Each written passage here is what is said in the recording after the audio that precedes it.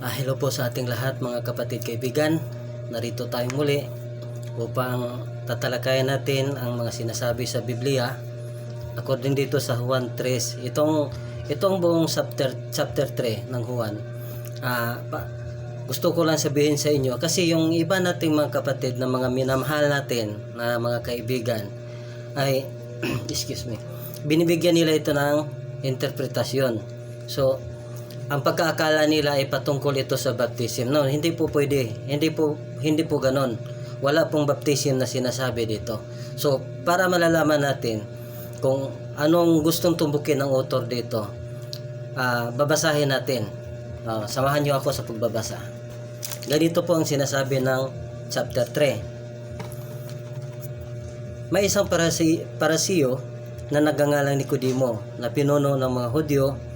Isang gabi, pumunta siya kay Jesus at sinabi, "Rabi, nalalaman po namin kayo ay isang tagapagturong mula sa Diyos, sapagkat walang makakagawa ng mga himalang ginagawa ninyo kung wala sa inyo ang Diyos." Ito yung sabi ni Nicodemo. So,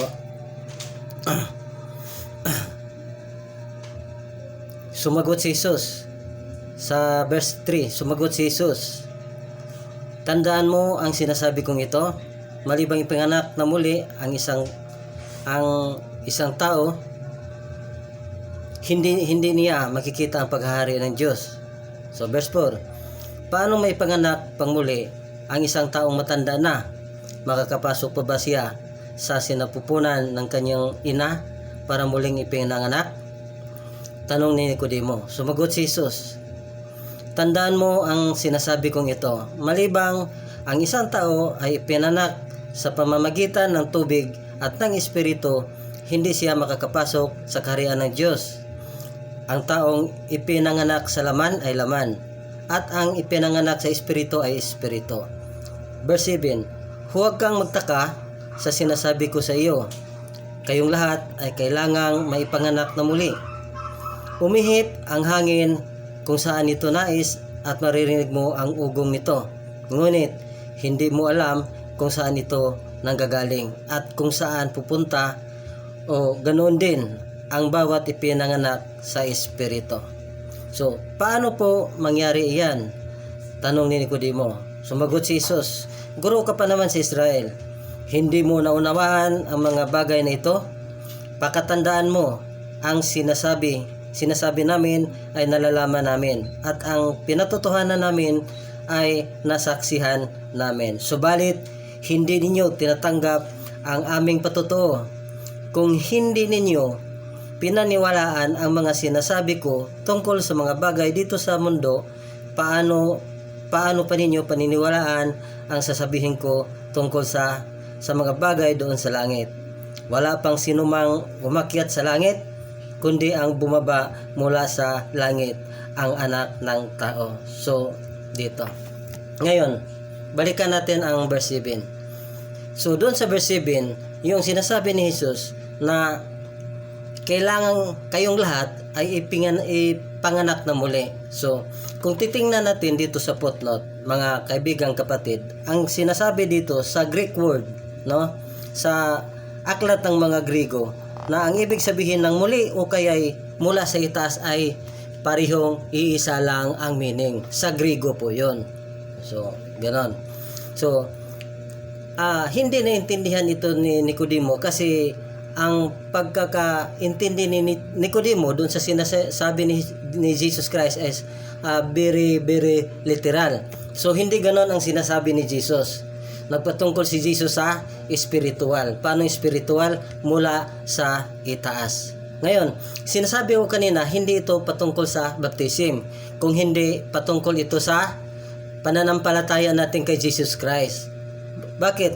Kung tatapusin natin hanggang 15 at verse 16, 15 lang muna tayo. Ganito ang ibig sabihin na kailangang at kung paano itinataas ni Moises ang tangsong ahas doon sa ilang, gayon din naman kailangang itaas ang Anak ng Tao. 15, upang ang sino mang sumasampalataya sa Kanya ay magkaroon ng buhay na walang hanggan. Sa next video, papaliwanag ko sa inyo kung bakit nabanggit dito ang pagtaas ni Moises sa tangsong ahas. So sa ngayon, balikan muna natin yung sinasabing muli. Ngayon, paano natin ito mapapatunayan? Ito, kung paano tayo na ipinanganak mula sa itaas, yung salitang muli.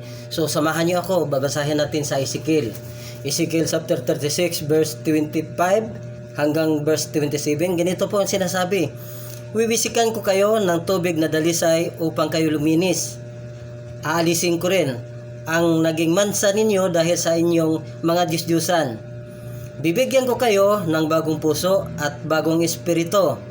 Ang masuwayin ninyong puso ay gagawin kong pusong masunurin.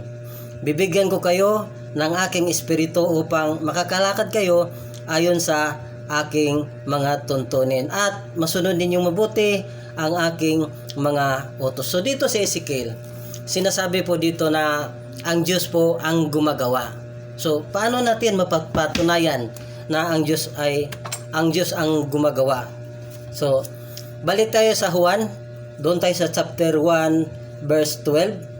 Ganito: "Subalit ang lahat na tumatanggap at sumasampalataya sa Kanya ay binigyan niya ng karapatang maging mga anak ng Diyos." So, yung mga tumatanggap lang kay Jesus Christ. Sinong nagbigay? Si Jesus. Kanya, si Jesus ang magbigay ng karapatan upang magiging mga anak ng Diyos. Ngayon, diretso tayo sa verse 13. "Sila ay naging mga anak ng Diyos hindi dahil sa isinilang sila ayon sa kalikasan o sa kagustuhan o kagagawa ng tao, kundi ayon sa kalooban ng Diyos." Meaning, yung pagiging anak mo sa Diyos, Diyos ang gumagawa, hindi ito kayang gawin ng tao. God bless. Bye-bye. Next video.